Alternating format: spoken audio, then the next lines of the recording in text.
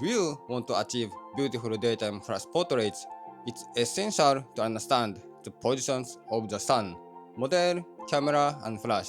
You can move the sun, but you can adjust the model, camera, and flash.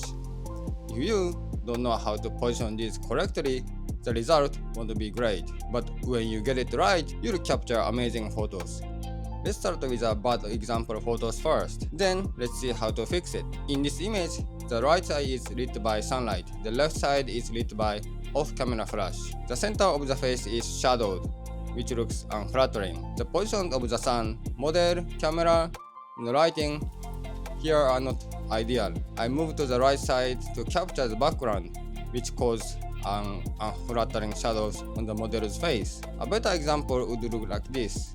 Here, the model's face is nicely lit without any strange shadows. In these photos, with on-camera flash, the sun is positioned just behind the model, and it looks much better. For off-camera flash, you can place the flash on the opposite side of the sun like this, or try a different angle like this one as well. If you are unsure how to position the model, camera, and flash, your photos won't work well. You can move the sun, but you can adjust the model, camera, and flash for better results. This can completely change the look of your image.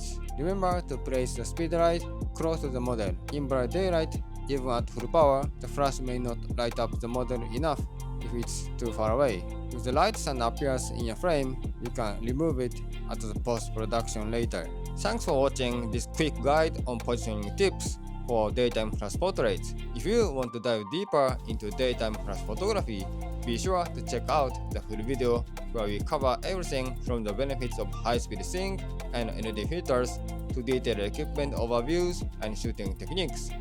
Click the link in the description to continue your journey to capturing stunning portraits. Happy shooting! See you in the next video.